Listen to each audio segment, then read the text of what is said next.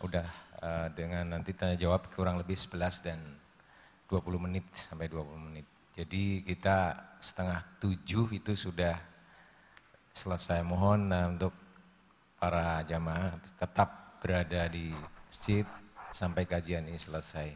Demikian Ustadz, nanti ada tanya jawab jam 1 jam sesudah kajian. Assalamualaikum warahmatullahi wabarakatuh. Bismillahirrahmanirrahim. Assalamualaikum warahmatullahi wabarakatuh. Alhamdulillahirabbil alamin. Habihi nasta'inu ala umri dunya waddin. Wassalatu wassalamu ala sayyidil mursalin Sayyidina Maulana Muhammadi wa ala alihi washabihi ajmain. Amma ba'du. Alhamdulillah, Bapak Ibu sidang salat subuh yang dimuliakan Allah, bisa bersilaturahim lagi ke tempat ini. Tetangga dekat tapi jarang ketemu. Alhamdulillah bisa berkunjung lagi. Nah, saya diminta panitia untuk membahas tentang pilar-pilar ekonomi Islam. Dan ini memang waktunya yang sangat tepat sekarang kita mengingatkan kembali untuk mengaji, mentadaburi tentang pilar-pilar ekonomi ini. Mengapa? Kita semua alhamdulillah menikmati hikmah yang luar biasa, peristiwa yang luar biasa dari kejadian 212. Itu mirip sekali dengan waktu Indonesia di tahun 45, 46 dan seterusnya. Yaitu ketika Indonesia merayakan kemerdekaannya. Nah, namun itu juga bisa menjadi pelajaran yang sangat baik, karena setelah kita menikmati kemerdekaan itu selama 71 tahun kemudian hingga sekarang, kita kurang berhasil mengisinya. Ya, kurang berhasil mengisinya. Semua barang yang ada di sekitar kita, pemikiran kita dan sebagainya, kita masih terjajah. Pikiran kita belum menjadikan kita akal merdeka. Nah, karena kita gagal mengisinya dengan baik. Nah, maka demikian pula setelah kita merasakan betapa nikmat Allah mempersatukan umat ini di negeri ini dalam salat Jumat yang terbesar sepanjang sejarah manusia, menunjukkan betapa hati manusia disatukan dengan Al-Quran. So what next? Kan gitu ya. Bagaimana kita mengisinya? Mengisi ini gitu. Nah, oleh sebab itu salah satu yang perlu sekali kita isi, segera kita kuasai, karena di area itulah kita selama ini terjajah sampai sekarang, yaitu adalah bidang ekonomi. Tetapi kita mengisi ekonomi tidak bisa dengan cara mereka. Rasulullah SAW datang ke kota kecil yang dulunya bernama Yathrib. Kota itu 600 tahun dikuasai Yahudi. Pasarnya dikuasai Yahudi, barang-barang yang ada di pasar produksi Yahudi, dan orang-orang Yahudi tidak puas dengan keuntungan di pasar. Dia ingin mengambil lahan sebanyak mungkin, lahan orang Arab. Apa yang dilakukan oleh Yahudi? Dia memberikan pinjaman berbunga tinggi kepada orang-orang Arab, sedemikian tinggi sehingga mereka tidak bisa membayarnya. Maka tanah orang Arab diambil sedikit demi sedikit, sedikit demi sedikit, menjadi tanah orang Yahudi. Penguasaan ekonomi Yathrib selama 600 tahun oleh bangsa Yahudi hanya perlu kurang dari 10 tahun bagi Rasulullah SAW untuk mengambil alihnya. Bahkan Yahudi terusir dari Madinah. Nah, oleh sebab itu penting sekali kita belajar ekonomi ini. Tidak belajar ekonomi sebagaimana ekonomi yang menjajah kita. Kita belajar ekonomi sebagaimana ekonomi dahulu meninggikan umat ini. Maka pilar-pilar ekonomi pun kita harus menggali dari Al-Quran, dari sirah, supaya kita tidak tersesat oleh ilmu-ilmu yang sama yang selama ini menyesatkan kita. Dalam sudut pandangan Islam, contoh dari Allah melalui Rasulnya, melalui ayatnya, itu adalah tibyana likulli syai', menjawab seluruh persoalan. Maka kalau kita mencari solusi apapun, kita bisa bertanya kepada Al-Quran. Nah, pilar pertama yang harus kita kuasai dalam hal ekonomi Islam adalah pasar. Mengapa pasar? Karena pasar itu adalah lokomotif ekonomi. Dan ini dicontohkan oleh Rasulullah langsung. Yaitu setelah Rasulullah membangun masjid, tidak lama kemudian sebelum perang Badar bahkan Rasulullah sudah membuka pasar. Dan pasar oleh Rasulullah diberi karakter. Pasar Rasulullah tidak diberi nama. Karena ini terkait dengan berikutnya, karakter ini. Karena karakter pasar Rasulullah SAW dibatasi dengan dua hal saja. Fala yuntakhosona wala yudrobana.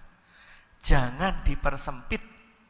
Maksudnya adalah supaya semua orang boleh jual beli di pasar.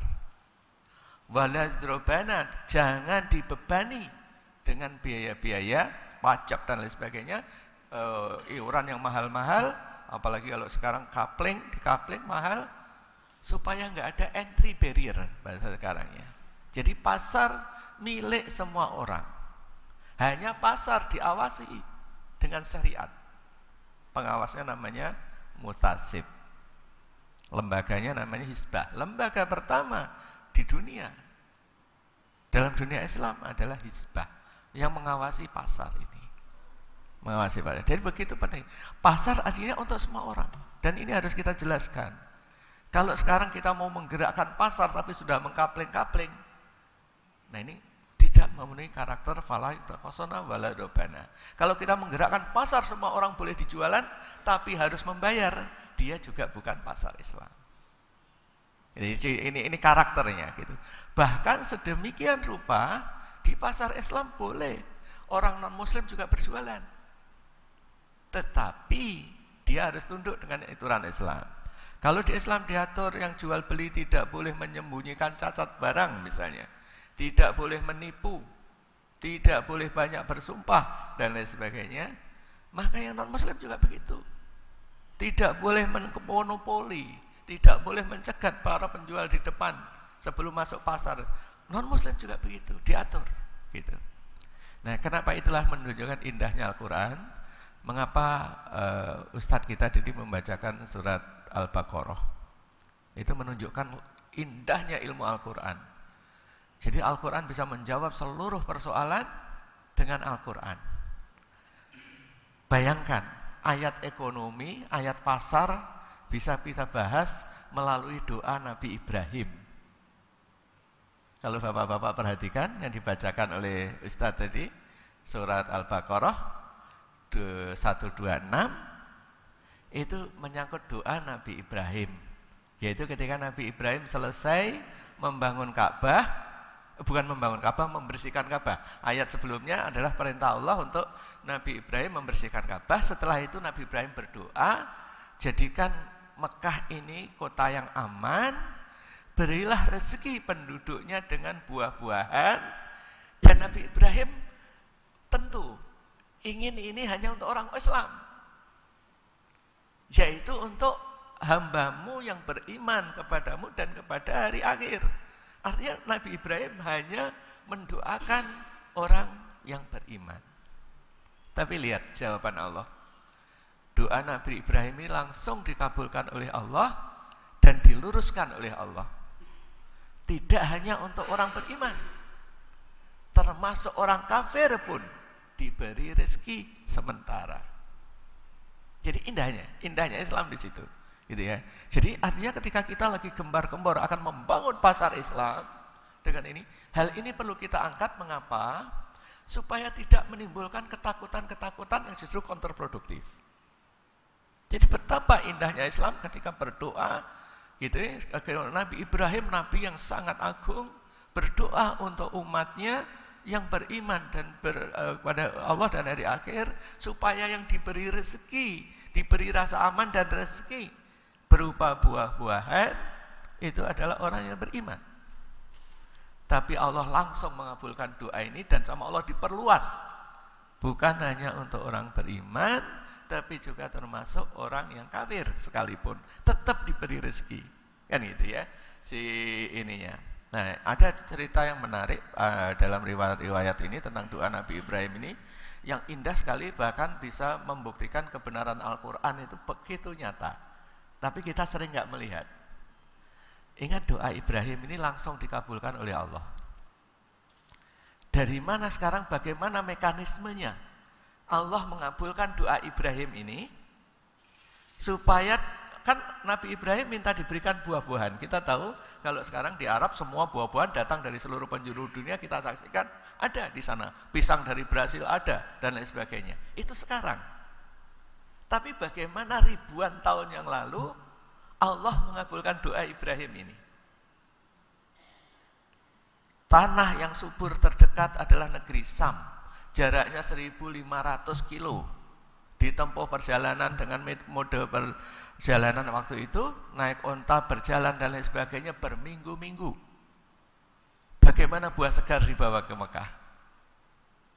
Padahal doa ini kan nggak dikabulkan sekarang saja, dikabulkan saat itu juga. Artinya beberapa saat setelah itu doa itu dikabulkan. Selama ribuan tahun dikabulkan. Sekarang kita mudah paham, sering kita mentadaburi ayat ini, bukti kebenaran Allah. Sekarang dengan teknologi, Mekah dibanjiri dengan buah-buahan. Iya, sekarang. Karena buah bisa dikirim dari seluruh dunia dengan metode yang disebut cold chain, rantai dingin ya, dari ujung negaranya sampai di Jeddah, sampai di Mekah, itu di rantai dingin, di pengiriman dingin, sehingga sampai ini segar. Tapi bagaimana saat itu? Indahnya ini perjalanan ini kalau kita taburi, ternyata Allah dengan kekuasaannya, ini teknologi yang luar biasa yang dilakukan oleh Allah untuk mengirim buah segar ke Mekah dari Syam yang jaraknya 1.500 kilo pada saat belum ada teknologi transportasi, belum ada teknologi pendinginan, belum ada teknologi pengawetan buah. Apa yang dilakukan Allah? Allah memindahkan sepotong tanah Syam, didekatkan ke Mekah. Maka daerah itu disebut sampai sekarang disebut Hito'an Minas Syam. Jadi sepotong tanah Syam. Bapak Ibu tahu daerah itu namanya Taif. Jadi Taif kalau yang umroh ke Tenggara dari Mekah ke Tenggara 100 kilo, itu posisinya dingin, tinggi, dan tanahnya sangat subur. Tanah yang lain kita tahu, sepanjang perjalanan dari Mekah ke Madinah dan lain sebagainya, gersang. Nah ini, cerita tentang ini, riwayat ini diceritakan dalam kitab-kitab tafsir, tetapi sekarang terbukti. Kami termasuk salah satu tim yang belakangan ikut membuktikan ini, gitu ya. Jadi ternyata tanaman yang ada di Taif itu adalah ketika Allah pindahkan dari Syam, seluruh tanaman-tanaman yang ada di Syam ikut terbawa karakternya sama dengan yang di Taif. Buah-buah yang ada di Syam ada di Taif. Bahkan kalau yang mendalami teknologi tentang harum-haruman dalam Islam, harum-haruman itu sangat tinggi kedudukannya. Bahkan Nabi bersabda tidak ada berlebihan orang membeli dalam urusan parfum misalnya. Jadi menjadi message yang ini. Nah, bahan parfum terbaik di dunia sampai sekarang yang paling universal adalah bunga mawar. Bunga mawar yang ada di dunia semua berasalnya dari Syam. Sampai sekarang yang ada di Bulgaria dibawa dari Syam, dicuri oleh tentara-tentara salib. Tapi yang ada di Taif itu karena Allah memindahkan bersama dengan buah-buahan tadi. Sehingga masyarakat Taif, kalau Bapak Ibu sempat umroh, coba kali ini pilih di musim semi misalnya. Nanti bulan Maret sampai Mei kira-kira di sana Taif waktunya berbunga. Masyarakat di sana terbiasa menyuling bunga. Mengapa dia menyuling bunga ini menjadi keahlian? Karena ada perintah Nabi. Salah satunya adalah hadiah yang tidak boleh ditolak adalah minyak wangi. Dan kita diperintahkan memberikan hadiah ke Masjidil Aqsa berupa minyak wangi. Kayaknya sederhana, ini kayaknya sederhana. Kita mau memberi hadiah Masjidil Aqsa dengan minyak wangi. Dulu ibu-ibu di Syam ketika Salahuddin Al-Ayyubi dalam perjalanan untuk hendak menaklukkan Syam, ibu-ibu menaklukkan Palestina, menaklukkan Masjidil Aqsa, kembali ibu-ibu ingat pesan Rasulullah ini untuk memberikan hadiah minyak wangi kepada Baitul Maqdis. Maka ibu-ibu mencari bunga-bunga terbaik di Syam, diraciknya menjadi minyak wangi terbaik, kemudian dititipkan kepada Salahuddin Al-Ayyubi. Kebayang enggak? Dia panglima perang, berangkat berperang, digandoli ibu-ibu, dititipin minyak wangi. Maka Salahuddin Al-Ayyubi bicara begini, tidak ada amanah yang lebih besar daripada ini yang ditimpakan padaku selain ini. Karena dia harus menjaga minyak wangi di tengah peperangan, supaya ini. Tapi kalimat Salahuddin Al-Ayyubi itu sekarang terasa betul bagi kita yang di Indonesia. Kami berusaha membuat minyak wangi terbaik, berusaha mengirimkan kepada mereka terbaik dari bunga-bunga terbaik di Indonesia, tapi hingga kini belum bisa sampai kepada negeri Syam, belum sampai kepada Masjidil Aqsa, karena Masjidil Aqsa masih dikuasai oleh mereka, masih dikuasai oleh Zionis.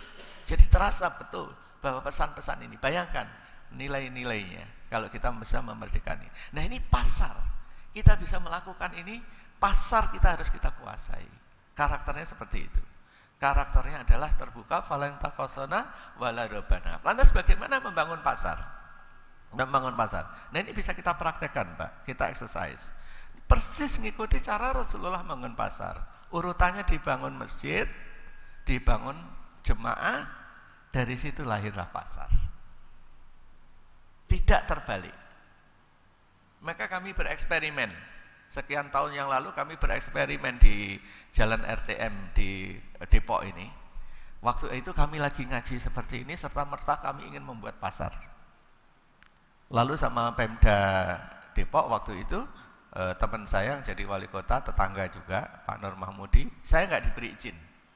Pasar nggak boleh. Karena apa? Untuk pasar ada impresnya. Nggak ada ini, dan Jalan RTM tidak memenuhi standar untuk pasar. Nah, saya gimana caranya supaya ini sama teman sendiri, tapi saya harus bisa membuat pasar ini. Maka saya ubah namanya.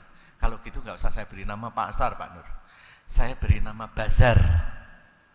Nah, ketika tempat itu kita ubah menjadi bazar, teman-teman di Pemda ngutak-ngatik peraturan, nggak ada yang ngatur bazar. Maka tempat itu diberi izin namanya bazar, untuk bazar. Padahal bazar dalam bahasa Arab juga sub, dalam bahasa Inggris juga market. Jadi hanya masalah pasar. Kalau pasar ada istilahnya, ada impresnya, kalau bazar tidak. Nah, tapi saat itu pasar kami gagal. Kenapa gagal? Urutannya tadi.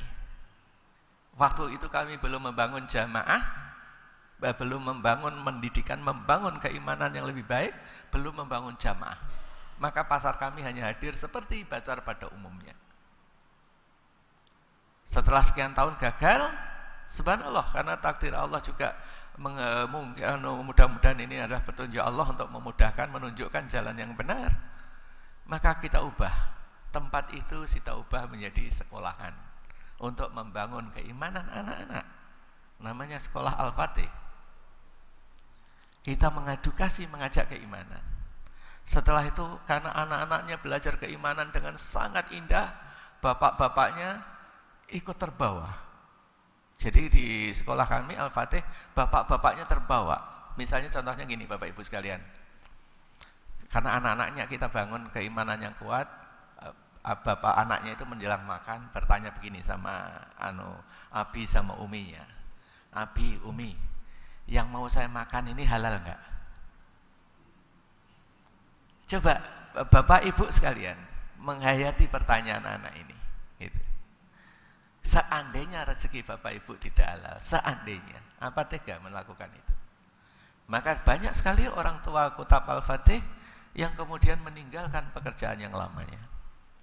Sampai saya ditanya oleh seorang tua yang hendak mendaftar, Pak Iqbal, apakah ada persyaratan di sekolah Bapak, sekolah Al-Fatih ini, untuk orang tua meninggalkan pekerjaannya?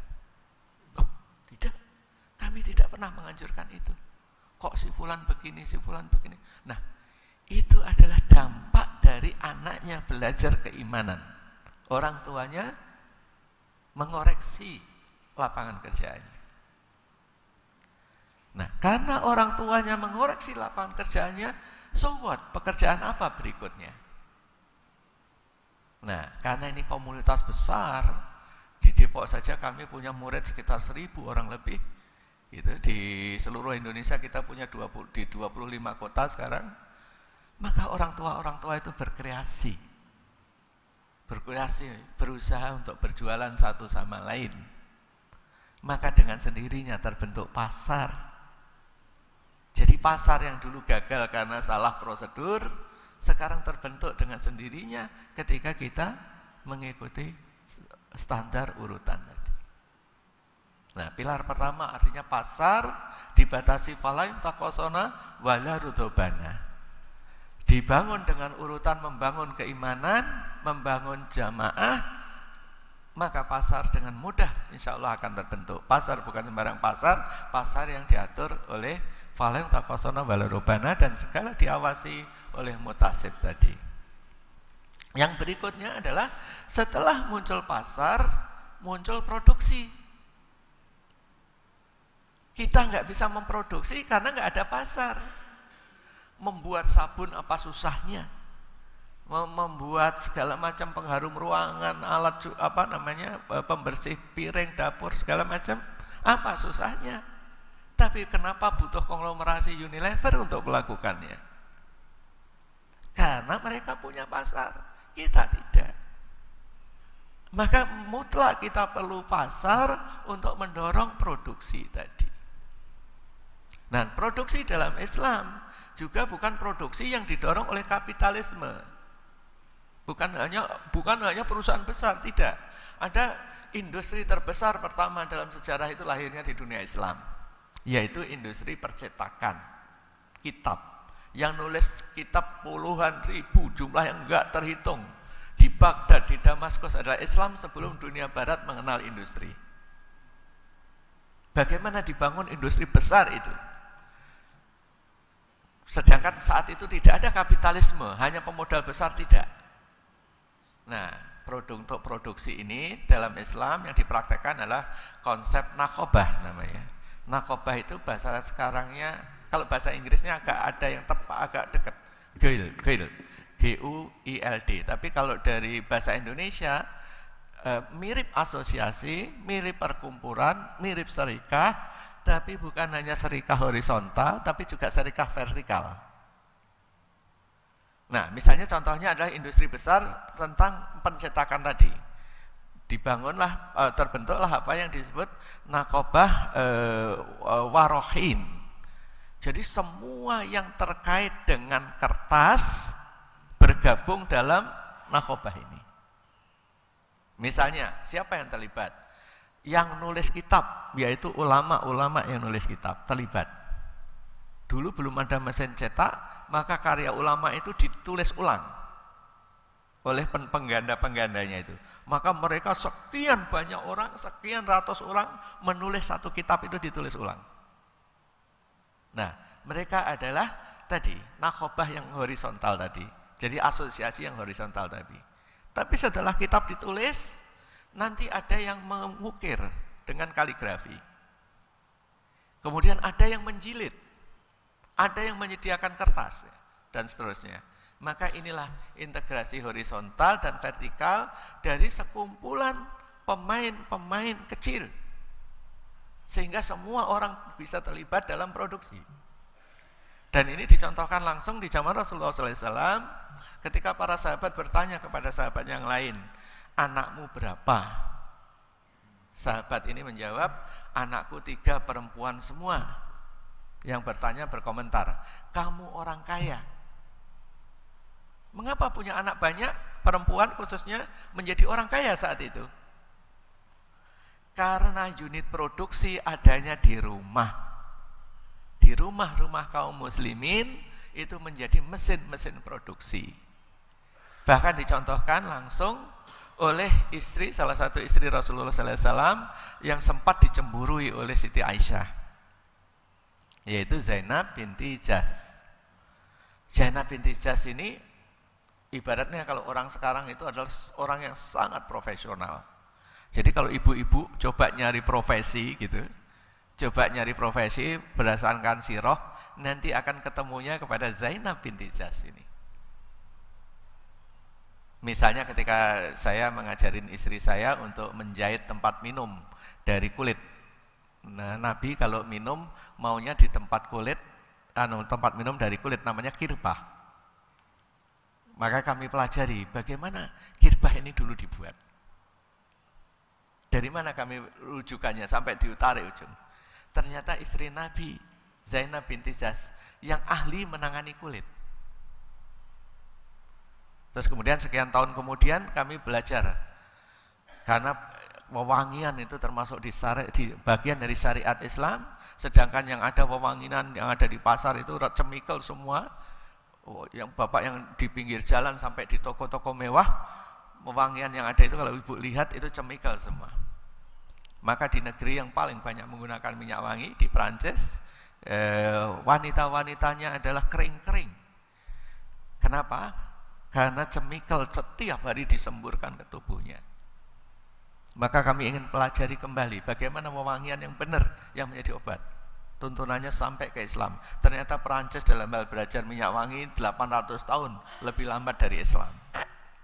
Nah, kami rujuk gimana dulu dibuat minyak wangi. Ternyata ahlinya kembali kepada Zainab binti Jahsh. Zainab itu memproduksi minyak wangi skala besar, bahkan sampai dijualkan. Jadi dia punya karyawan, yaitu para laki-laki yang membawa ke pasar. Jadi lihat konsep produksinya. Jadi kita nggak usah khawatir dengan anak-anak perempuan kita, keahliannya dan lain sebagainya. Apalagi di zaman sekarang kita bisa meng-create kerajinan-kerajinan bernilai tinggi, produktivitas nilai tinggi, dan kemudian menjualnya ke negara penjuru dunia tanpa harus keluar rumah. Maka keahlian istri Nabi ini kami reproduksi sekarang.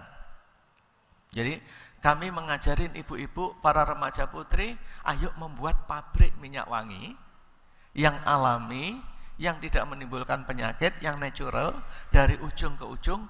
Tapi saya nggak perlu membuat pabrik besar, karena unit produksinya adalah ada di rumah ibu-ibu. Nah, proyek ini sudah melahirkan beberapa orang ahli, bahkan sampai non-muslim sekalipun, orang non-muslim bahkan dari Jepang tertarik dengan ini, datang ke Depok untuk belajar meracik minyak wangi dan membuat minyak wangi natural ini. Dari bunga yang kita tanam, kita suling, dari yang disuling itu kita racik. Bahkan salah satu minyak wangi yang diproduksi oleh salah satu tim kami, sekarang menjadi bahasa komunikasi para ulama di dunia.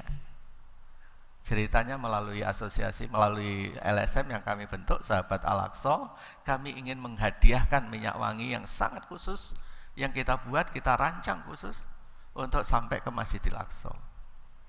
Maka kita sampaikanlah ini minyak wangi ke ulama-ulama yang sangat concern. Dari situlah kami tahu ulama-ulama itu betapa indahnya mereka menganunya ini. Mereka yang kemudian bercerita, ini harusnya bisa sampai Masjidil Aqsa, tapi jangan sekarang. Karena Masjidil Aqsa masih dikuasai oleh Zionis tadi gitu. Nah, ini produksi. Jadi produksi nanti bisa sangat banyak produksi ini. Barang-barang yang kita bisa berproduksi nilai tinggi dari rumah, bisa berupa makanan, bisa berupa segala macam yang kita butuhkan. Tentu yang utamanya adalah makanan. Kenapa demikian? Karena dalam Islam begitu banyak perintah untuk memberi makan dan lain sebagainya, dan makanan dalam Islam adalah termasuk yang kita makan, yang kita minum, dan yang kita hirup. Karena menurut Ibnu Qayyim, yang kita hirup itu adalah makanan jiwa kita. Nanti dalam bidang kesehatan itu akan bisa dijelaskan bagaimana dampak dari kita menghirup sesuatu gitu. Bahkan obat pun, obat yang paling mujarab, efeknya instan, dalam Al-Quran bukan disuntikkan, bukan ditelan, Tapi obat yang sangat mujarab, efeknya instan untuk penyakit yang sekian puluh tahun menderita, itu adalah dihirup. Ingat cerita tentang bapaknya Nabi Yusuf yang buta karena kesedihannya, bagaimana dia sembuh? Setelah mencium gamisnya. Nah, artinya itu petunjuk, sesuatu yang kita cium langsung berpengaruh kepada otak kita dan langsung bisa memberikan kesembuhan gitu. Nah, artinya apa? Kembali ke masalah produksi tadi, karakter produksi dalam Islam berbeda dengan karakter produksi di era kapitalisme. Kalau dalam di era kapitalisme, semua produksi digerakkan menuju kapitalisasi besar. Kebun-kebun harus sangat besar untuk bisa dimekanisasi. Misalnya contohnya, pabrik harus sangat besar untuk mencapai skala ekonomis. Di Islam tidak. Karena kalau pabrik hanya besar, kebun hanya sangat luas, maka yang menguasai adalah hanya orang-orang yang bermodal. Nah, cara Islam menganjurkan untuk kebun misalnya, Muslim itu bersirkah dalam 3 hal. Dalam pengelolaan lahan, yaitu kebun, kemudian air dan api atau energi. Jadi kita bersirkah dalam mengelola itu gitu. Maka kami juga, komunitas kami sekarang menggerakkan ini. Ayo sekarang kita bebasin lahan-lahan kita, karena lahan-lahan kita kalau Bapak lihat di sepanjang, nggak usah jauh-jauh di Jakarta ya Pak ya, kalau di Jakarta udah jelas siapa yang memiliki sepanjang Sudirman, Tamrin dan lain sebagainya, penduduk aslinya sudah tersingkir semua kan gitu ya, sudah milik entah siapa lagi, nggak jelas lagi gitu. Nggak usah jauh, di Depok saja lihat Jalan Margonda dan lain sebagainya, lihat siapa yang menguasai lahan-lahan luas. Nah, oleh sebab itu Muslim harus kembali melakukan ini, terutama lahan-lahan luas yang menjadi faktor produksi. Ya, lahan-lahan luas termasuk diantaranya ya untuk pertokoan, nanti untuk pasar bebas, untuk pertanian. Kalau untuk pertokoan masih terlalu mahal, untuk pertanian kita insya Allah masih mampu, karena pertanian itu mesin produksi kita untuk pangan kita. Dan setelah 70 tahun, 71 tahun, Indonesia sampai sekarang itu kita sangat tidak capable untuk mengamankan pangan kita. Indonesia berada di urutan nomor 90-an dari Food Security Index di seluruh dunia. Jadi kita termasuk negeri buncit yang dalam hal keamanan pangannya, padahal negeri ini adalah negeri yang paling subur. Tapi memang karena kita sangat belajar dalam hal belajar mensuplai pangan, yaitu bertani, itu kita salah 2 kali. Salah pertama adalah ketika kita belajar bertani dari Belanda dulu, kita menanam sesuatu yang kita tidak makan. Salah kedua adalah ketika kita belajar setelah merdeka, belajar bertani dari negeri-negeri yang punya kepentingan terhadap kita. Maka kita boleh belajar ilmu apapun kecuali untuk mandiri pangan. Maka ilmu kita disesatkan. Salah satu bentuk penyesatan tanpa sadar itu gini Pak. Kalau bapak-bapak dari Indonesia Timur, misalnya dari Sumbawa, dan belajar bertani di mana kira-kira? Di Bogor, di Gajah Mada, sehingga mindset pertanian Indonesia itu sangat Jawa. Padahal karakter lahan kita sangat berbeda. Seolah-olah kalau tidak seperti Jawa tidak subur, kan gitu. Karena mindset kita adalah Jawa.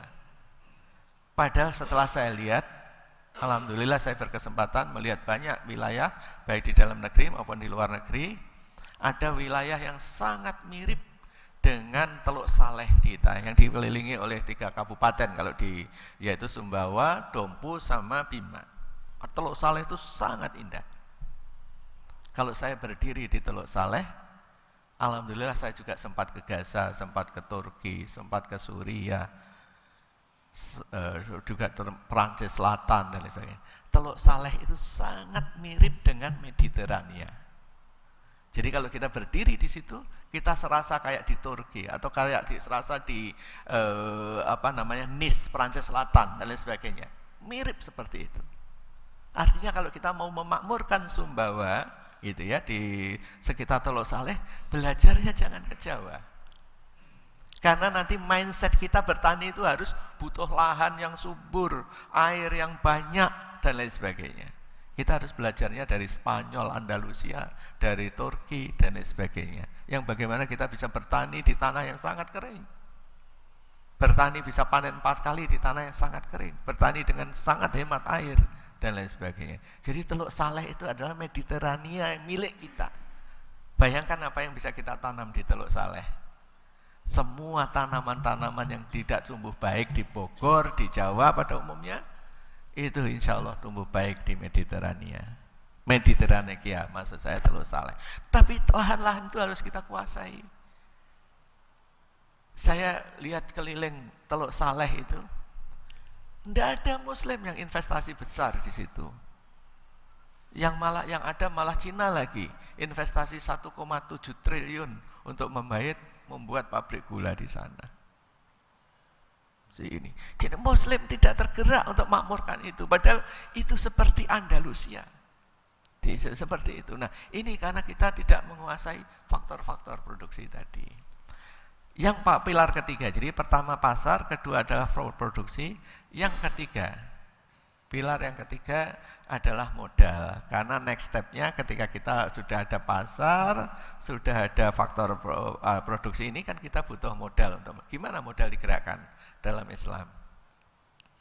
Di zaman kapitalisme, modal itu disedot, terkonsentrasi menjadi kekuatan-kekuatan besar. Dalam Islam lagi-lagi, modal halus menyebar luas. Di surat Al-Hasr ayat 7. Kaila yakuna dzulatan bainal agniya'i minkum.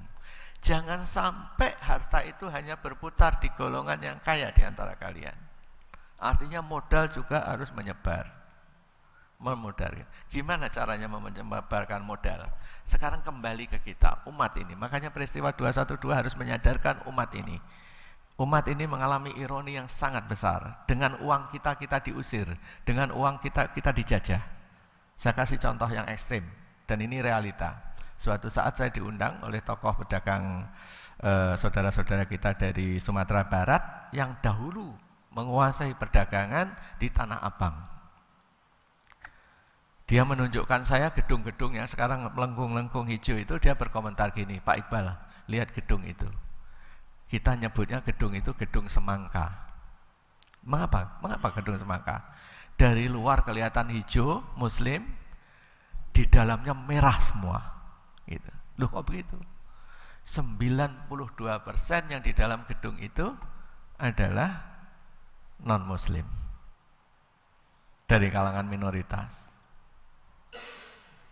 Lah terus Bapak jualan di mana?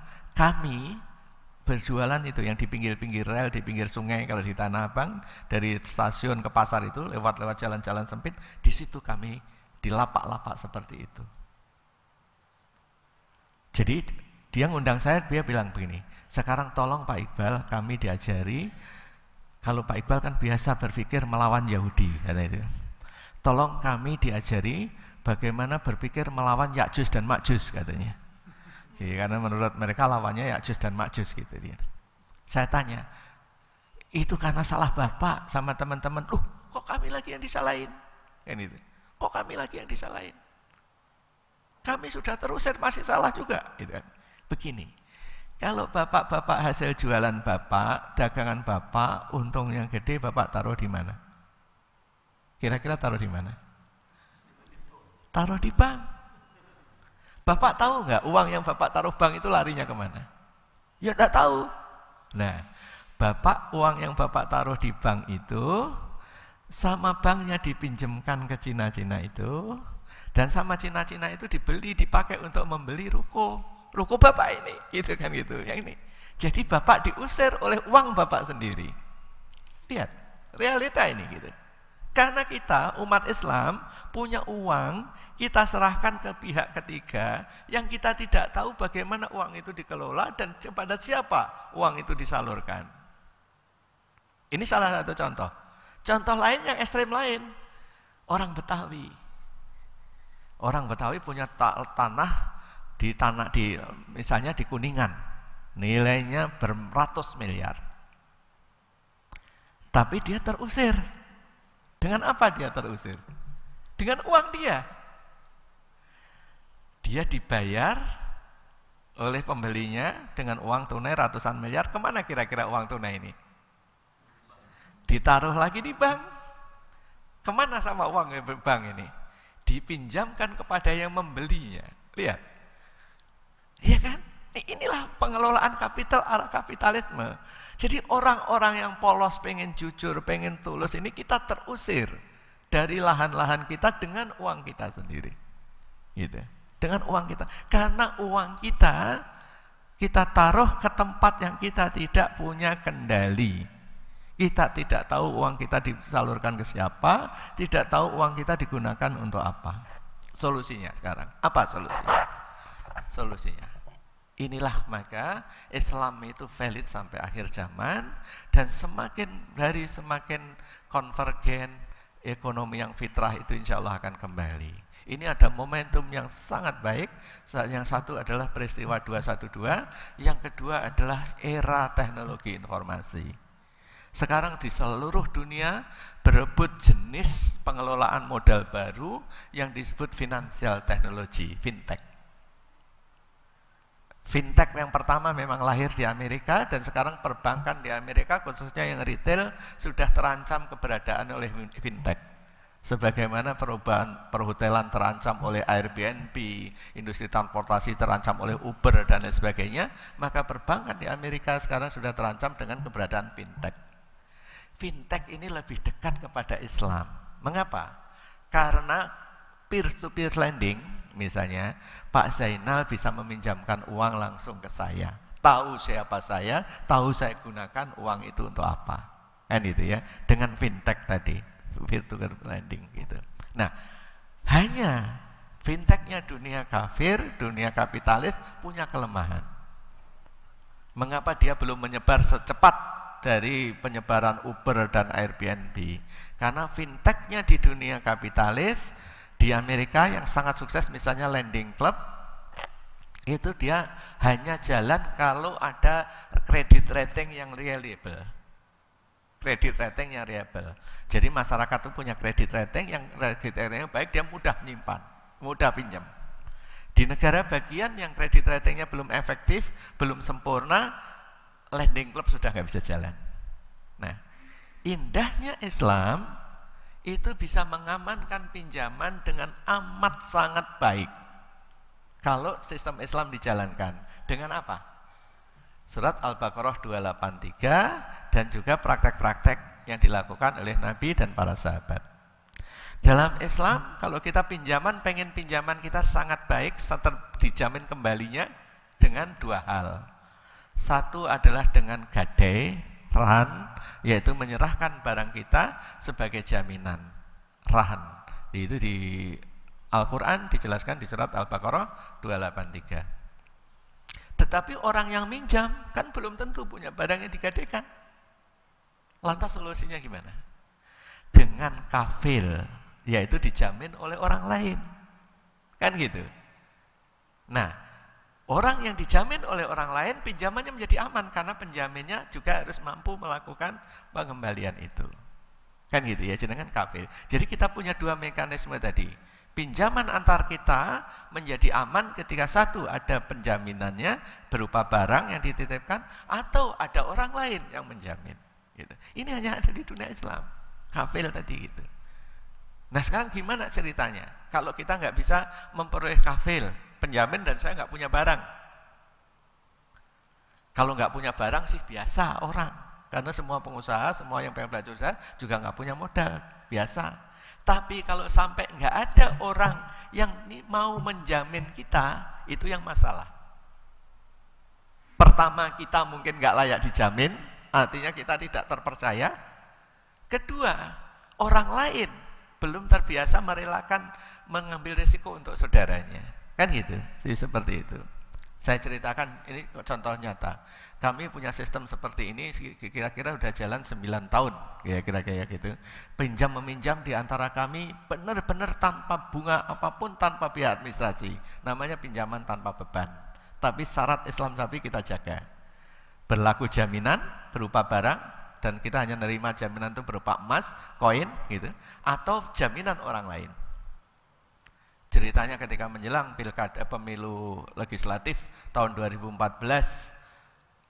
ada seorang calon caleg datang ke saya, dia butuh uang sekian miliar gitu. Pak Iqbal, saya dengar Pak Iqbal bisa minjamin uang tanpa beban, tanpa jaminan. Oh ya, betul, saya bisa pinjam. Berapa yang bisa dipinjami? Sebutuhnya Bapak berapa? Kita pinjami gitu. Lantas apa syaratnya? Syaratnya Bapak bisa milih satu di antara dua.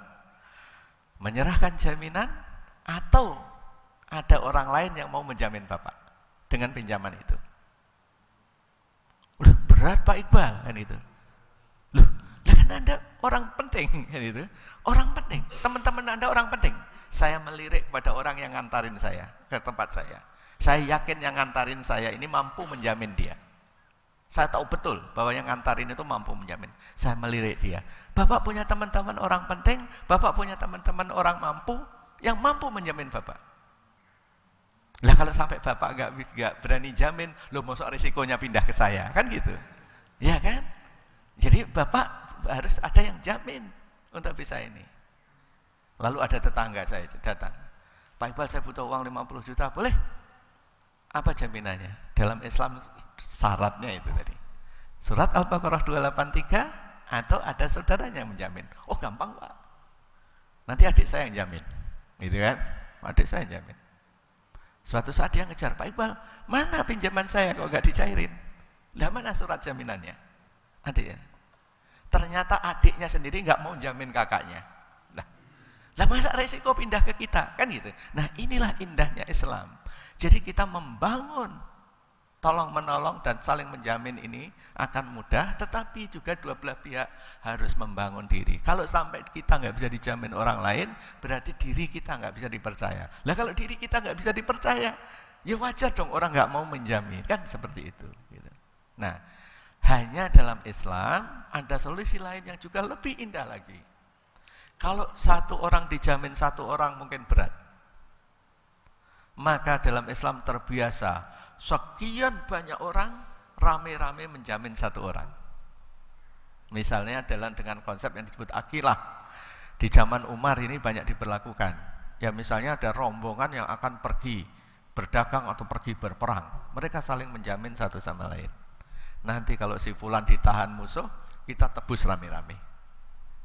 Nah seperti itu. Jadi itulah konsep akilah. Maka konsep seperti ini juga kita bisa bangun. Kalau jamin satu orang itu berat, maka ayo kita jamin rame-rame.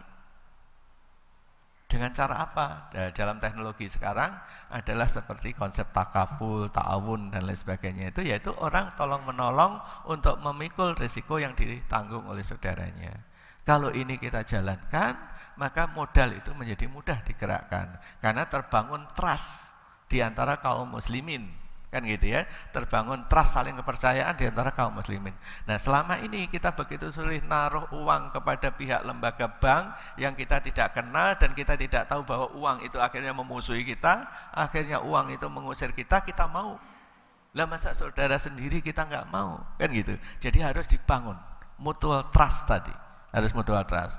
Dan dalam era teknologi ini mutual trust itu sekarang bisa diteknologikan dengan dalam bahasa teknologinya disebut coded trust. Jadi trust yang dikodekan dan maksudnya kode yang diinputkan. Banyak cara sekarang dalam era teknologi seperti ini gitu ya. Bapak ibu yang tidak pernah menggunakan teknologi saja bisa kita lacak keberadaannya dengan teknologi. Jadi bapak matikan telepon nih, nggak punya koneksi telepon, nggak punya koneksi internet gitu ya. Bapak mau belajar usaha gitu, itu bisa kita lacak apakah usaha itu layak, apakah punya pasar, apa-apa lewat internet.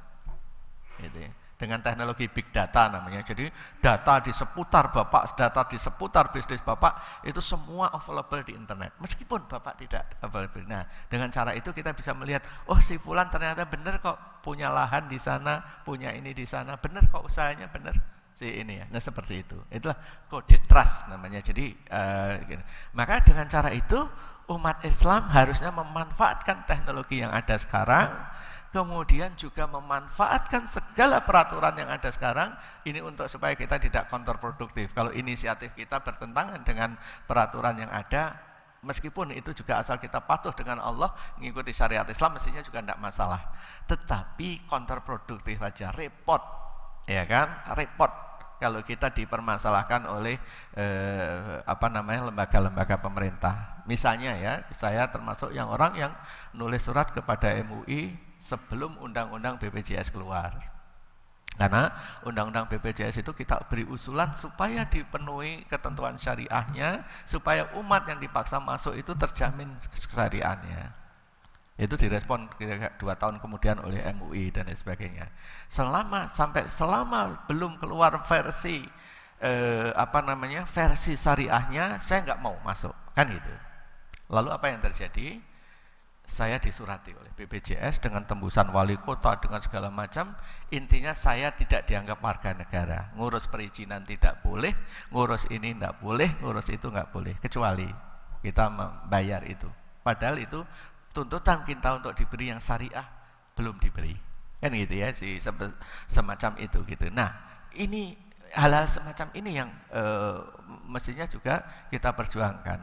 Kalau saya nggak bisa ngurus perizinan ini itu, sedangkan saya mensupervisi sekian banyak anak-anak muda fresh graduate yang kita ajari untuk belajar berusaha di startup center itu, maka semua menjadi macet, kan gitu ya. Jadi maka ini penting untuk kita membangun mengatasi problem-problem seperti ini, gitu ya. Kita sangat patuh kepada Allah dengan segala macam peraturannya, tapi kita juga tidak ingin bermasalah, gitu ya. Jadi dengan peraturan-peraturan yang ada itu, maka dengan adanya pengelolaan kapital dengan fintech lending namanya yang sudah keluar dari OJK ya, ada peraturan baru keluar dari OJK menjelang tutup tahun kemarin namanya fintech lending. Maka ini menjadi kesempatan bagi umat ini untuk mewujudkan, mengambil peluang untuk mengelola modalnya secara benar. Kalau saran saya jangan membuat bank mahal dan bank itu obsolete, kuno, kan gitu ya. Ini maka fintech lending, peer-to-peer lending tadi lebih dekat kepada Islam dan sekarang dimungkinkan dengan peraturan-peraturan yang ada. Yang pertama pasar, kedua produksi, ketiga modal, yang terakhir adalah tentang uang, pembayaran. Tentu dalam sistem Islam sebenarnya punya uang sendiri dan kami sudah perkenalkan sejak 10 tahun terakhir, yaitu dinar, dirham dan lain sebagainya. Lagi-lagi ini sensitif, gitu ya, karena tidak mungkin dinar dirham berjalan dengan sistem ribanya uang kertas, kan gitu. Jadi saya tidak membahas itu. Tetapi solusi lain di zaman teknologi ini. Bayangkan dinar dirham tidak boleh, tetapi uang yang tidak jelas bernama Bitcoin beredar di seluruh dunia. Bagaimana itu mungkin? Kan gitu ya, Bitcoinnya. Uang yang di-create dengan digital hanya angka boleh, sementara yang ada benda fisiknya tidak boleh. Tapi itulah realita dengan yang ada sekarang. Tetapi teknologi, intinya adalah teknologi sekarang memungkinkan kita mengelola payment system yang lebih baik, yang lebih kemungkinan insya Allah mendekati syariah. Saya kasih contoh begini. Saya lagi bicara dengan Bank Indonesia hari-hari ini, karena Bank Indonesia punya masalah dan kemungkinan yang bisa menyelesaikan kita. Apa masalahnya itu? Adalah di uang koin. Bapak tahu uang koin itu biaya cetaknya? Biaya cetaknya tentu mahal uang koin itu. Dan uang koin itu rata-rata tidak beredar. Jadi one way.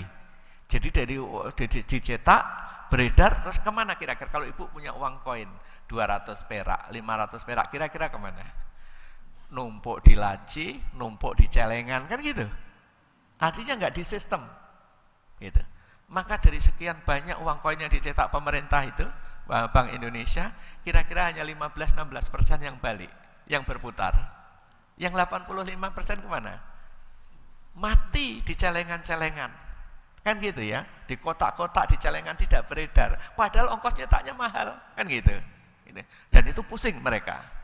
Lalu saya sama teman-teman punya ide begini. Nah ini sedang kita intensif diskusikan. Bagaimana caranya kita menghindari pencetakan uang koin itu, pertama kebutuhannya. Dengan cara apa? Zaman sekarang dengan teknologi digital. Jadi nanti kalau lagi belanja ke fulan harganya 9.700, yang 300 ya Pak, repot kan? 300 mau dikembaliin pakai apa? Nah nanti dengan uang digital, literally namanya, small thing. Jadi khusus menangan itu. Yang 300 lari ke akun itu masuk. Begitu masuk akun dia masuk sistem, bisa untuk beli lagi. Artinya dengan cara itu Bank Indonesia tidak perlu mencetak koin. Itu satu. Yang kedua adalah bagaimana dengan uang yang terlanjur masuk celengan, numpuk di kotak-kotak. Dan gitu kan? Karena itu menjadi harta yang tidak berguna. Harta harus berguna, kan gitu ya. Saya harus berputar. Maka kita dekati dengan pendidikan namanya pendekatan sosio-komersial. Sosio-komersial itu gini, kalau itu uang itu dikumpulkan dengan cara berbayar, dikirim pakai ojek misalnya, atau dikirim pakai Gojek aja lebih mahalan Gojeknya daripada ngirimnya, kan gitu. Jadi kita gerakkan untuk gerakan sosial untuk mengambilin tadi. Lewat lembaga-lembaga sosial yang ada di masyarakat, apakah untuk masjid, apakah untuk segala macam, ayo diambilin koin-koin itu.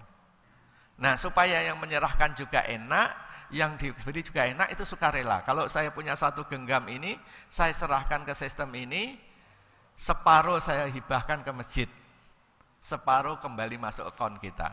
Bapak tahu uang receh kita itu kalau dikumpulkan itu lebih dari cukup untuk membayar pulsa bulanan kita dan lain sebagainya. Jadi sebenarnya itu uangnya masih bernilai tinggi, tapi sekarang numpuk di laci-laci, numpuk di celengan-celengan. Jadi ada kebiasaan buruk di masyarakat adalah nyelengi, kalau bahasa Jawa itu memasukkan uang ke celengan. Padahal uang yang masuk celengan itu artinya berhenti kan, tidak berputar. Baik, jadi ini yang terakhir ya, jadi itu tentang modal tadi gitu ya. Jadi dengan cara ini maka 4 pilar tadi yaitu pasar, produksi, modal, dan yang terakhir adalah tentang sistem pembayaran uang. Islam punya solusinya sendiri dan ini peluang bagi kita untuk mengamalkannya, peluang untuk mengeksersisnya, dan supaya kita tidak merugi, maka setiap ngaji seperti ini kita berusaha mengamalkan wal asr innal insana lafi khusr illal ladzina amanu wa amilus sholihat wa tawassaw bil haq wa tawassaw bir. Kita masih dalam posisi rugi. Kalau kita ngaji seperti ini kita masih rugi. Belum dikeluarkan oleh Allah dari himpunan orang-orang yang rugi, kecuali ngaji kita sampai mengantar kepada keimanan, sampai mengantarkan kita kepada amal soleh. Nah, mudah-mudahan yang kita kaji ini mendorong kita untuk beramal soleh dalam 4 pilar ekonomi yang tadi kita jelaskan. Saya kembalikan kepada moderator bila ada yang mau ditanyakan. Masih. Terima kasih Pak Ustadz. Jadi menarik sekali ini pembahasannya tentang 4 pilar ekonomi Islam ya. Pasar, produksi, modal, dan sistem pembayaran. Barangkali ingin ada rekan-rekan yang ingin lebih mendalami lagi, monggo silakan pertanyaan. Silakan Pak Prof. Assalamualaikum warahmatullahi wabarakatuh.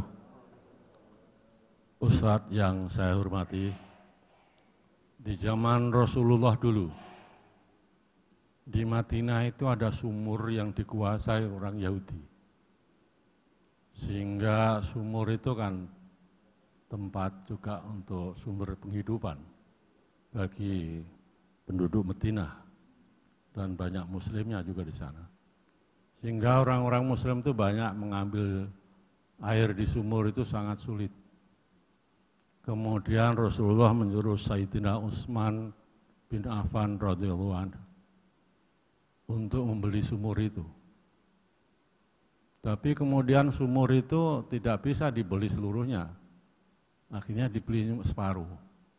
Yang separuh gilirannya diambil orang muslim, separuh berikutnya orang Yahudi. Tapi lama-kelamaan begitu itu juga masih kalah kita. Akhirnya Rasulullah meminta kepada Sayyidina Utsman untuk bisa membeli seluruhnya itu. Apa yang dimaksudkan ini?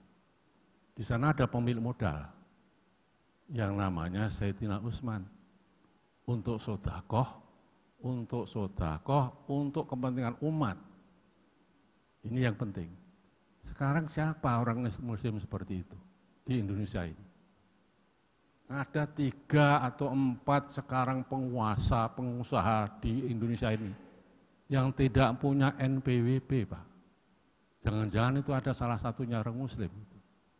Maka sekarang mohon Pak, pemilik modal mana yang bisa kita bangkitkan seperti Sayyidina Utsman itu? Yang pertama. Yang kedua, kenapa sekarang itu saya melihat banyak SMS yang saya terima dari kelompok muslim untuk membangun ekonomi umat. Ya umat ini yang bangun. Kenapa kok sekarang baru bangkit semangat membangun ekonomi umat, termasuk Ustadz ini kok sampai baru sekarang ini ceramah di sini. Kenapa itu? Apa karena nggak ada tantangan atau ada tantangan itu? Sekian, Assalamualaikum warahmatullahi wabarakatuh. Bagus Pak, pertanyaannya bagus. Jadi kalau di struktur masyarakat Islam bedanya dengan masyarakat kapitalis. Jadi kalau di struktur kapitalis itu yang kaya sedikit ini di bawah miskin banyak, gitu ya. Jadi bottomnya ini yang sangat banyak, bottom of pyramid namanya. Yang miskin banyak, yang kaya segelintir. Kalau dalam hal Islam ada yang kaya sedikit, ada yang miskin sedikit, yang paling banyak kelas menengah. Kan gitu ya Pak ya. Jadi struktur seperti itu. Dan di Indonesia banyak Pak orang Muslim yang punya kapital banyak, insya Allah. Dan yang berbuat juga sudah banyak. Alhamdulillah gitu ya. Hanya memang belum sebanyak yang seharusnya, kan gitu kan Pak ya. Jadi supaya kita juga mengapresiasi apa teman-teman yang sudah berbuat ya gitu Pak. Mereka banyak yang sudah berbuat, hanya masih kalah dengan Cina-Cina itu, kan gitu ya Pak ya. Ada ponakan saya sendiri, anak dari kakak saya, membangun usaha dengan sangat cepat dan asetnya sampai triliunan. Bapak tahu usahanya apa? Yang Bapak anak-anak muda pasti tahu. Bukalapak. Nah, lihat ini anak-anak muda seperti itu, gitu ya. Jadi yang bangkit di era sekarang dan mulai mengambil alih, menggetarkan pasar, kan gitu ya, seperti itu. Ya itu adalah anak. Jadi banyak Pak yang seperti itu, gitu. Maka itulah yang mau kita tumbuhkan di Startup Center. Itu yang kita bidik. Terus yang kedua, di sini Pak Ketua Pak Zainal sangat mengenal kami, kira-kira 10 tahun ya Pak ya, kira-kira, gitu ya. Kira lebih dari 10 tahun, artinya kami melakukan. Kalau Bapak pengen belajar bertani dari ujung Jawa sampai Bali, itu bisa belajar bertani di tanah-tanah yang kami kelola. Artinya kita berbuat. Hanya kalau Cina bisa menguasai tanah 200.000 hektar, misalnya satu orang, kami yang kami kelola sampai sekarang baru 1.200-an hektar. Kurang lebih seperti itu. Jadi kita berbuat, hanya belum sebesar mereka. Dan itu tidak perlu seperti itu. Yang dibutuhkan adalah bagaimana orang-orang seperti kita itu diperbanyak, gitu kan Pak ya. Karena nanti yang kaya sekali ujung ini sedikit saja, yang miskin juga ada sedikit saja, yang paling banyak adalah kelas menengah yang perkasa ini, gitulah Pak. Jadi kurang lebih seperti itu. Ada Sayyidina Utsman, ada Abdurrahman bin Auf, ya kan Pak. Padahal sahabat Nabi ada berapa ratus ribu. Kan gitu ya Pak ya. Jadi artinya ada yang ini, tapi yang paling banyak adalah yang kelompok menengah yang kita yang sangat banyak ini. Gitu ya, seperti itu. Jadi supaya kita juga mengapresiasi apa-apa yang sudah dilakukan oleh saudara-saudara kita, gitu ya. Banyak sekali saya melihat anak-anak muda yang berprestasi luar biasa. Bahkan saya mengenal anak muda yang mau membeli bank muamalat di Indonesia, anak muda. Ini bisa dibayangkan gitu ya, ini ponakan saya itu membangun usaha baru kapan dia tiduran di rumah saya, sekarang jauh lebih besar dari apa yang saya lakukan. Gerakan anak muda, kekuatan yang subhanallah gitu Pak ya. Jadi namun demikian memang kita akui itu belum cukup, tentu saja masih sangat banyak yang kita lakukan, tapi kesempatannya adalah daripada tidak ya tentu telat masih lebih baik, kan gitu ya, kurang lebih seperti itu Pak.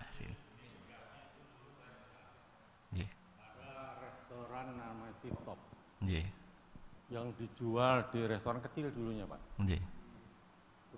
Berusaha yang dijual itu adalah semua yang halal. Minuman keras pun tidak. Barang yang haram itu tidak. Akhirnya berkembang Pak. Berkembang sampai besar. Tapi saya baca itu kok kena musibah. Musibah ya mungkin nggak tahu, mungkin dicoba oleh Allah atau bagaimana dicoba. Akhirnya dia mulai bangkit lagi. Loh itu kan ada semangat ya. Tidak ada network Pak itu. Bapak katakan tadi kan karena kita ini banyak ada yang ponakan Bapak yang begitu, ada ini. Ini kan kelihatan individual ya. Belum sebagai komunitas. Sebagai komunitas muslim yang bisa membangkitkan masyarakat Islam seperti Sayyidina Utsman dan Abdurrahman bin Auf itu Pak. Itu yang sebenarnya yang harus kita tiru. Kenapa itu ekonominya Abdurrahman bin Auf, Sayyidina Utsman.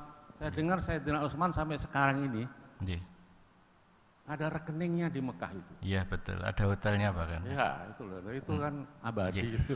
Betul itu Pak, saya kira networknya itu yang perlu dibangun. Betul, jadi itulah Pak yang kita ambil momentum sekarang, yang mudah-mudahan sekarang kemarin diluncurkan, hari Jumat kemarin ada Koperasi Syariah 212 dan lain sebagainya itu mudah-mudahan bisa memenuhi yang diharapkan Bapak itu.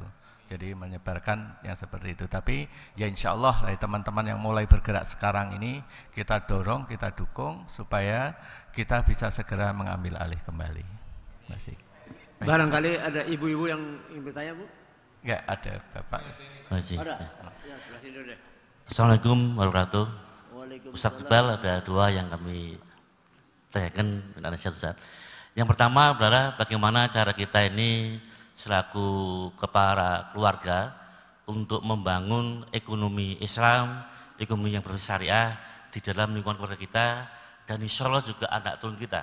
Harapan kita kan kalau punya anak, istri, anak turun kita ya nanti kumpul lagi lah di surganya seperti Allah firmankan dalam Al-Tur ayat 21 ya.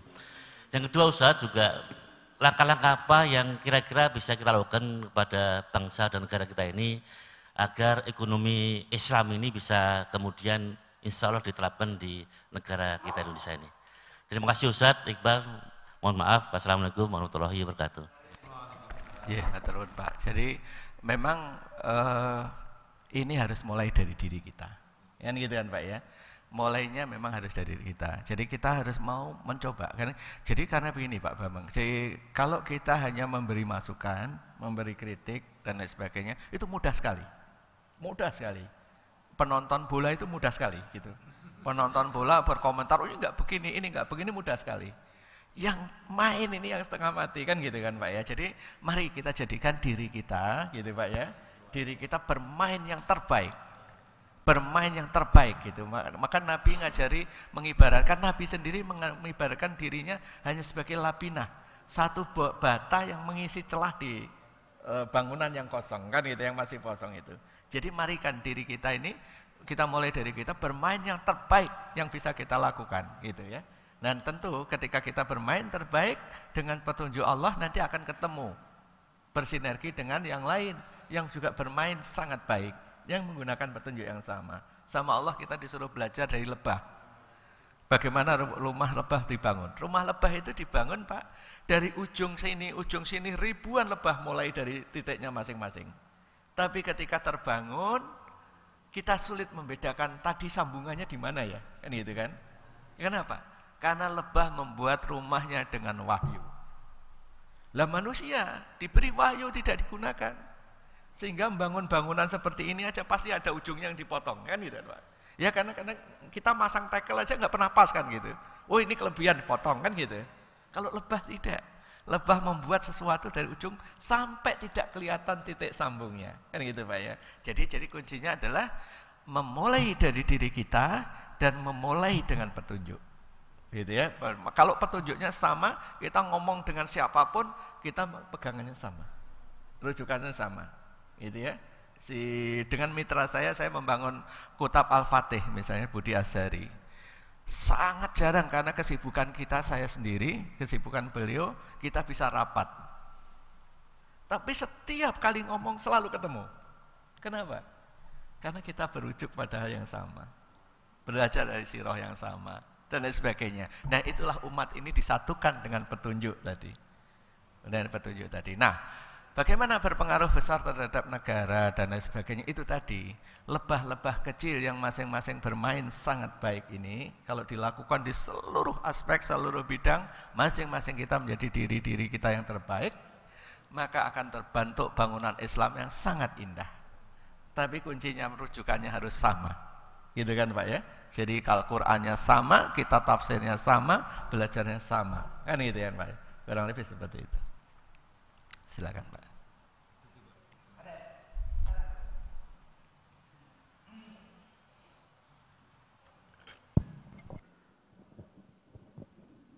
Assalamualaikum warahmatullahi wabarakatuh, Pak Ustadz.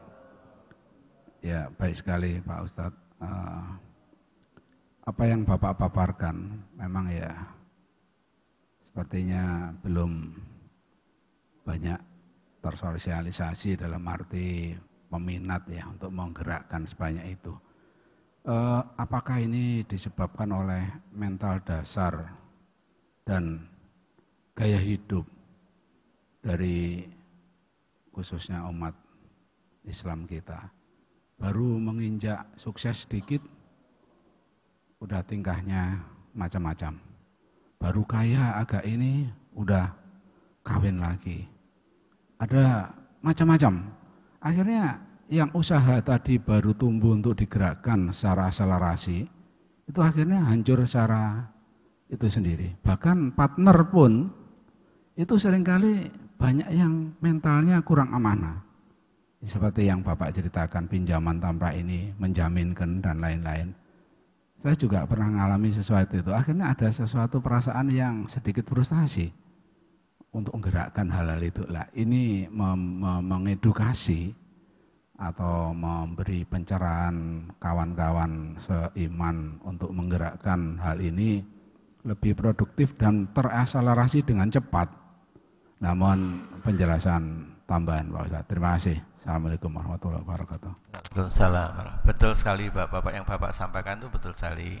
Karena ini sistematis kita sudah dirusak mental kita, mental dagang kita, dagang yang baik sudah dirusak selama ratusan tahun Pak. Ratusan tahun. Ini ada bukti sejarahnya Pak. Sampai 100 tahun setelah Belanda masuk Indonesia, 100 tahun Belanda masuk Indonesia, itu Belanda dapat izin membuat uang sendiri dari Keraton Ngayogyakarta ke Mataram waktu itu. Izinnya mencetak uang, yang memberi izin adalah keraton berbahasa Jawa, yang diberi izin adalah Belanda berbahasa Belanda, tapi uang yang keluar saat itu dalam tulisan Arab dengan nama Arab. Dirham min Company Welandawi ila Jaziratul Jawi Al-Akbar. Dirham dari Belanda, gitu kan, dari company Belanda untuk Jazirah Jawa yang besar. Kan itu Pak ya. Mengapa Belanda melakukan itu Pak? Karena sampai 100 tahun lebih Belanda masuk Indonesia, penguasa bisnis, penguasa perdagangan di Jawa adalah orang-orang yang tulisannya Arab, berbahasa Arab. Siapa kira-kira? Muslim, ya kan Pak? Muslim. Lalu Belanda melihat, kalau Muslim yang berbudaya tinggi ini, peradaban tinggi ini menguasai terus, susah saya menjajah. Kan begitu? Maka Muslim ini, maka yang Jawa ini diatur oleh Belanda, diatur dengan kaplingisasi pekerjaan. Yang boleh berdagang hanya minoritas dari timur, karena jumlahnya sedikit. Arab boleh, Cina boleh, India boleh. Yang mayoritas tidak boleh berdagang. Kok mau kita disuruh Belanda seperti itu? Diiming-imingi. Tokoh-tokoh masyarakat Jawa diangkat jadi bupati, jadi wedono, tokoh-tokoh masyarakat di luar Jawa diangkat jadi penghulu dan lain sebagainya. Dibayar oleh Belanda untuk ongkang-ongkang dan mendapat gaji tinggi. Itulah yang disebut kaum priayi. Mayoritas orang tidak terangkat kan Pak, karena yang diangkat hanya tokoh-tokoh. Nah, yang mayoritas orang inilah yang punya cita-cita, cita-cita yang dampaknya sampai kita. Nah, nanti kamu kalau besar jadilah priayi. Karena yang dulu makmur priayi kan gitu kan Pak. Maka cita-cita inilah yang direalisir oleh generasi sebelum kita sampai sampai generasi sekarang suka menjadi priayi. Priayi itu kerjanya sedikit, ongkang-ongkang dibayar mahal. Nah, mental seperti ini Pak dibangun oleh Belanda. ini, dan silakannya kita menikmati gitu. Nah, jadi artinya apa? Kita harus merekonstruk peradaban kita itu kembali kepada bagaimana Islam diturunkan di kaum pedagang. Ya kan Pak? Di Mekah, di kaum Quraisy yang ahli berdagang. Islam dibawa ke Nusantara oleh para pedagang. Bahkan ketika ini sudah terjajah, siapa yang membangkit kembali pertama kali? Sarekat Dagang Indonesia. Lihat. Jadi artinya Islam ini turun di kalangan pedagang, artinya pengusaha, disebarkan juga dengan metode itu. Kemudian ketika kita tertindas, kita sempat merdeka secara fisik, juga dilakukan oleh itu. Maka salah satu kebangkitan kita sekarang memang harus kembalikan itu tadi Pak. Ini. Jadi mental priayi kita yang duduk ongkang-ongkang dibayar mahal, itu adalah cita-cita yang harus kita tinggalkan. Jadi kita harus bekerja keras merealisir kekuatan yang sesungguhnya, bukan hanya iming-iming tadi bupati Wedono yang di ini pejabat priayi tadi gitu. Nah ini Pak, pembangunan karakter yang memang kita harus lakukan ulang. Itu insya Allah maka dengan konsep ini, dan kami melakukan ini Pak mulai dari anak-anak. Jadi kami punya sekolah-sekolah dari SD sampai SD setingkat SMA sampai di Sentul misalnya tingkat SMA-nya, yang targetnya tidak ingin menjadikan anak-anak bercita-cita jadi pegawai, jadi priayi gitu ya. Jadi bagaimana mereka mandiri. Terus bagi orang tua kami menyediakan fasilitas. Ada dua hal yang kami sediakan. Kalau yang pengen bertani bisa menyantri 3 bulan di tempat kami gratis di Jonggol. Setiap angkatan 30 orang. Yang pengen benar-benar membangun kemauan. Terus yang pengen berusaha, markasnya di sini, Startup Center. Ini boleh magang 3 bulan juga di tempat kita. Belajar usaha tanpa kita pungut biaya apapun, supaya orang belajar gitu.